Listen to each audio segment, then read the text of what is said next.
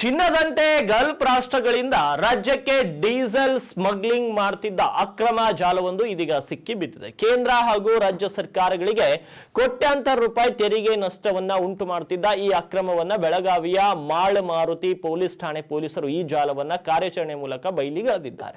ಖಚಿತ ಮಾಹಿತಿ ಮೇರೆಗೆ ಮುಂಬೈನಿಂದ ಬೆಳಗಾವಿ ಮಾರ್ಗವಾಗಿ ಬೆಂಗಳೂರಿಗೆ ಡೀಸೆಲ್ ಸಾಗಿಸುತ್ತಿದ್ದ ಟ್ಯಾಂಕರ್ ಮೇಲೆ ಮಾಳ್ ಮಾರುತಿ ಠಾಣೆ ಪೊಲೀಸರು ದಾಳಿ ನಡೆಸಿದಾಗ ಡೀಸೆಲ್ ಕಳ್ಳ ಸಾಗಣೆ ಬೆಳಕಿಗೆ ಬಂದಿದೆ. ಮುಂಬೈನಿಂದ ಬೆಳಗಾವಿ ಮಾರ್ಗವಾಗಿ ಬೆಂಗಳೂರಿಗೆ ಟ್ಯಾಂಕರ್ನಲ್ಲಿ ತೈಲ ಸಾಗಿಸುತ್ತಿದ್ದ ಬಗ್ಗೆ ಖಚಿತ ಮಾಹಿತಿ ಪಡೆದಂತಹ ಪೊಲೀಸರ ತಂಡ ಇನ್ಸ್ಪೆಕ್ಟರ್ ಬಿಆರ್ ಗಡೇಕರ್ ನೇತೃತ್ವದಲ್ಲಿ ದಾಳಿ ನಡೆಸಿದೆ. ದಾಳಿ ವೇಳೆ ದಾಖಲೆ ಇಲ್ಲದೆ ಸಾಗಿಸುತ್ತಿದ್ದ ಪೆಟ್ರೋಲಿಯಂ ಉತ್ಪನ್ನಗಳು ಸಾಗಿಸುತ್ತಿದ್ದು ಬೆಳಕಿಗೆ ಬಂದಿದೆ. ಕೂಡಲೇ 17 ಲಕ್ಷ ರೂಪಾಯಿ ಮೌಲ್ಯದ 17,000 ಲೀಟರ್ ಡೀಸೆಲ್ ಮತ್ತು ಟ್ಯಾಂಕರ್ ಅನ್ನ ಜಪ್ತಿ ಮಾಡಲಾಗಿದೆ. ಗಲ್ಫ್ ದೇಶಗಳಿಂದ ಅಕ್ರಮವಾಗಿ ತೈಲ ಉತ್ಪನ್ನಗಳನ್ನು ಭಾರತಕ್ಕೆ ತರಲಾಗುತ್ತಿತ್ತು. ಈ ಜಾಲದಲ್ಲಿ ಮಹಾರಾಷ್ಟ್ರ ಮತ್ತು ರಾಜಸ್ಥಾನದ ಖದೀಮರು ಕೂಡ ಶಾಮಲಾಗಿರುವ ಬಗ್ಗೆ ಶಂಕೆ ವ್ಯಕ್ತವಾಗಿದೆ. ಅಕ್ರಮವಾಗಿ ತರಲಾಗ್ತಿರುವ ಈ ಡೀಸೆಲ್ ಅನ್ನು ಕಾಳಸಂತೆಯಲ್ಲಿ ಅರ್ಧ ದರಕ್ಕೆ ಮಾರಾಟ ಮಾಡಲಾಗ್ತಾ ಇತ್ತು. ಮಹಾರಾಷ್ಟ್ರ ಹಾಗೂ ಕರ್ನಾಟಕದ ವಿವಿಧ ಡೀಸೆಲ್ ಬಂಕ್ಗಳಿಗೆ ಸರಬರಾಜು ಮಾಡಲಾಗ್ತಾ ಇತ್ತು ಅಂತ ಹೇಳಲಾಗಿದೆ. ತುಮಕೂರು ಮೂಲದ ಟ್ಯಾಂಕರ್ ಮಾಲೀಕ ಅರಿಹಂತ್ ನನ್ನ ವಶಕ್ಕೆ ಪಡೆದು ವಿಚಾರಣೆ ನಡೆಸಿದಾಗ ಗಲ್ಫ್ ರಾಷ್ಟ್ರಗಳಿಂದ ಅಕ್ರಮವಾಗಿ ತೈಲ ಸಾಗಾಟ ಮಾಡುತ್ತಿದ್ದದ್ದು ಗೊತ್ತಾಗಿದೆ. ಸದ್ಯ ಪೊಲೀಸರು ಈ ಕುರಿತು ಹೆಚ್ಚಿನ ತನಿಖೆಯನ್ನು ನಡೆಸುತ್ತಿದ್ದಾರೆ.